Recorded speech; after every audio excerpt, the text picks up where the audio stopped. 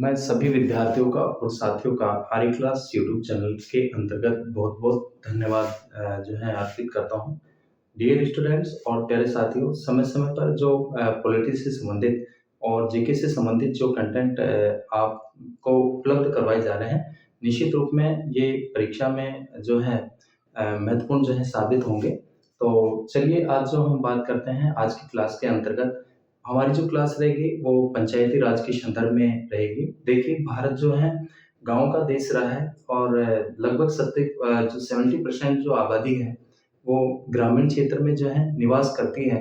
तो प्राचीन समय से ही इस बात की जो है माँग रही है, डिमांड रही है कि जो है लोकतंत्र के सच्चे आदर्श से युक्त हो और इसी उद्देश्य को पूरा करने के लिए इस दिशा में पंचायती राज व्यवस्था जो है एक महत्वपूर्ण जो है कदम रहा है कि स्थानीय लोगों को भी जो है प्रशासन में सहभागिता उनको प्रदान की जा सके ताकि वो भी जो है अपने क्षेत्र का जो विकास है वो अच्छे से कर सकें। तो इसी दिशा में कदम बढ़ाते हुए जो है जो प्रावधान किए गए, सबसे पहले अपन जो है इसको प्रारंभ से देखते हैं पंचायती राज व्यवस्था को।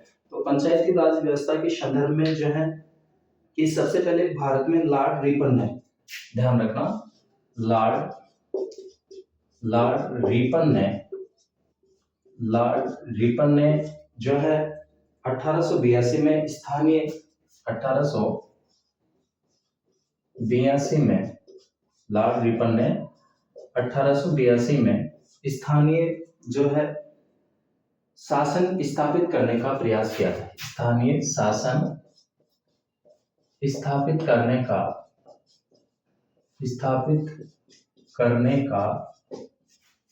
प्रयास किया स्थापित करने का प्रयास किया।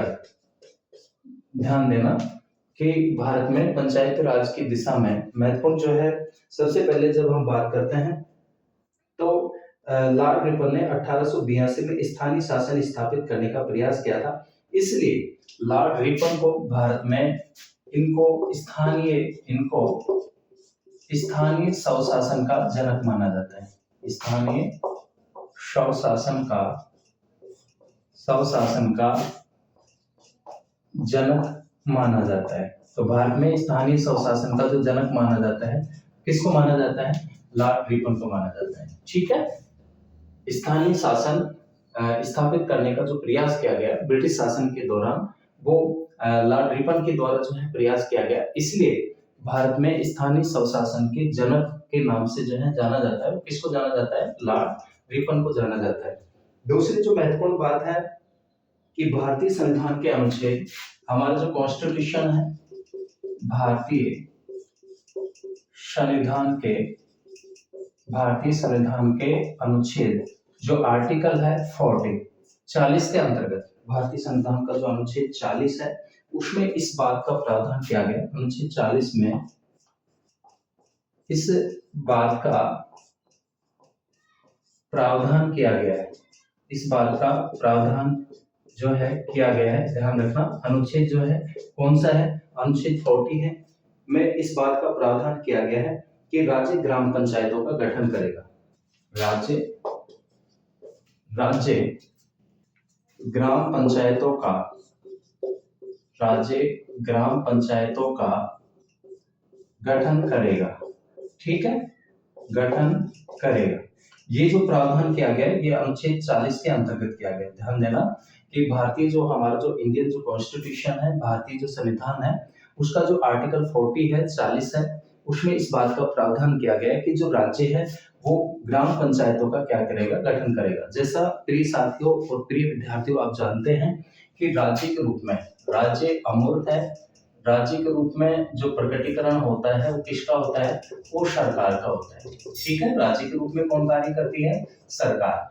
राज्य एक अमूर्त है, जबकि मूर्त रूप में जो राज्य का जो प्रकटीकरण होता है वो क्या होता है? सरकार होता है। और सरकार के बारे में आप जानते हैं कि सरकार राज्य के लक्ष्यों और उद्देश्यों को पूरा करती है।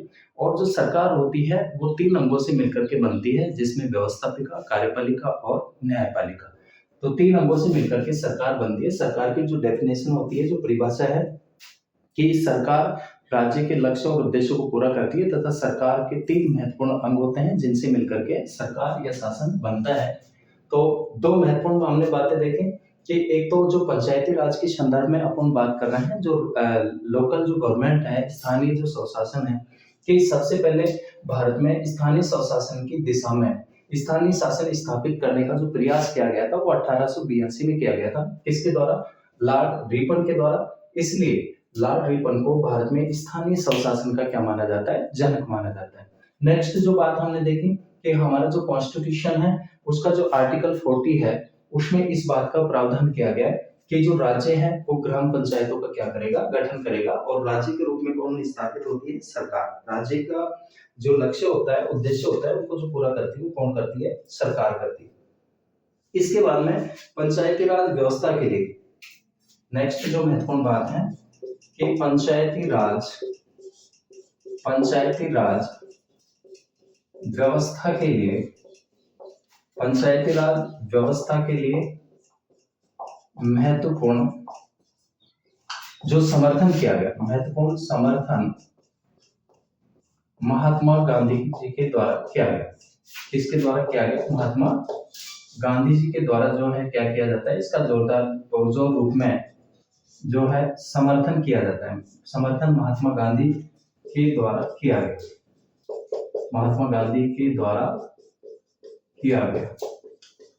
ठीक है, कि पंचायती राज व्यवस्था का जो समर्थन जो किया गया वो जो राष्ट्रपिता थे महात्मा गांधी थे, और राष्ट्रीय आंदोलन में इनकी महत्वपूर्ण भूमिका रही है। और गांधी जी के द्वारा 3 बड़े राष्ट्रीय आंदोलन किए गए। उन आंदोलनों का जो है इनके द्वारा नेतृत्व किया गया। 1920 में असहयोग आंदोलन, 1930 का सविनय अवज्ञा आंदोलन और 1942 का जो है भारत छोड़ो आंदोलन। तो गांधी जी के द्वारा स्थानीय स्वशासन का ये पंचायती राज जो व्यवस्था है उसका समर्थन किया गया। इसके बाद में जो है पंचायती राज व्यवस्था पर हमारी जो इंडिया की गवर्नमेंट थी, पंचायती राज व्यवस्था पर विचार करने के लिए नेहरू जी का भी जो है सपना था कि लोकतांत्रिक विकेंद्रीकरण की दिशा में कदम बढ़ाया जाए। तो पंचायती राज व्यवस्था पर विचार करने के लिए 1957 में बलवंत राय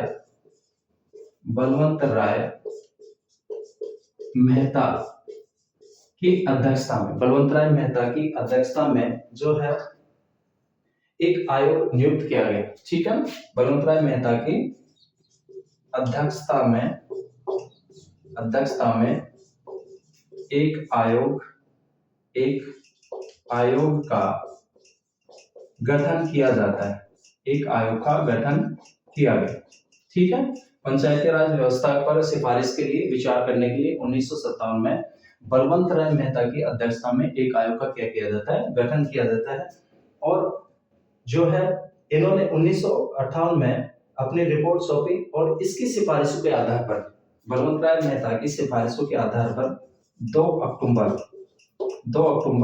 1959 को राजस्थान से